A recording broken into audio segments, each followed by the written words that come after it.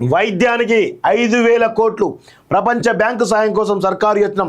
ప్రతి 30 కిలోమీటర్లకు ఒక trauma care centre, dialysis, cancer పరీక్ష కేంద్రాల ఏర్పాటు. 8 నిమిషాల్లోనే బాధితుల వద్దకు అంబులెన్స్, డయాగ్నోస్టిక్స్ కేంద్రాల బలోపేతంపై ప్రతిపాదనలు అంటూ చూస్తున్నాం. 8 నిమిషాల్లోనే బాధితుల వద్దకు అంబులెన్స్ అనడం నిజంగా ఇది మరొక రెవల్యూషన్గా మనం చెప్పొచ్చు. ఎందుకంటే ఎప్పుడైతే ఏ పరిస్థితుల్లో ఉన్న బాధితుడికి సరి అయినటువంటి సకాలంలో వైద్యం అందించినప్పుడే ఈ ప్రభుత్వానికి క్రెడిబిలిటీ ఉంటుంది.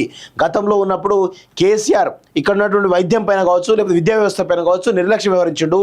సో ఇక తన తాబేదారులు ఎవరైతే ఉన్నారో యశోద హాస్పిటల్ లాంటి బతికించుకోవడానికి తెలంగాణ ప్రజలను మొత్తం కూడా వాళ్ళ బలి తీసుకున్నటువంటి విషయాన్ని మనందరం కూడా గుర్తుపెట్టుకోవాలి.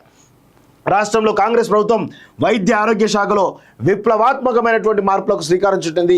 ప్రజారోగ్యాన్ని బలోపేతం చేసి సామాన్య ప్రజలకు ప్రభుత్వ వైద్యాన్ని మరింత చేరువ చేయాలని చూస్తోంది. వైద్య రంగంలో మౌలిక సదుపాయాలను మెరుగుపరిచేందుకు ప్రణాళికలు రూపొందిస్తోంది. ఇందుకోసం ప్రపంచ బ్యాంకు సాయం కోరాలని యోచిస్తోంది.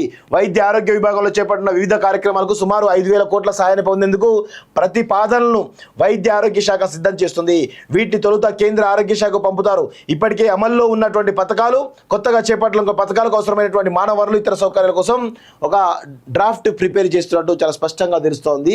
సో మరి ప్రపంచ బ్యాంకు రుణం తీసుకుంటారా లేదా అనేది కూడా తెలియాల్సిన అవసరం అయితే ఉంది. ఎందుకంటే ఇక్కడ గత కొన్ని సంవత్సరాలుగా ఈ రాష్ట్ర ప్రభుత్వం గత కేసీఆర్ సీఎంగా ఉన్నప్పుడు అన్ని రకాల రుణాలు తీసుకొని మళ్ళా రుణాలు పుట్టేట పరిస్థితి కాబట్టి ప్రపంచ బ్యాంకును అర్థిస్తున్నట్టు మనకైతే చాలా స్పష్టంగా తెలుస్తుంది. ఒకవేళ ప్రపంచ బ్యాంకు నుంచి నిధులు తెస్తే ప్రపంచ బ్యాంకు మనం దాసోహం కావాల్సిన అవసరం ఉంటుంది అనే విషయాన్ని కూడా గుర్తుపెట్టుకోవాలి.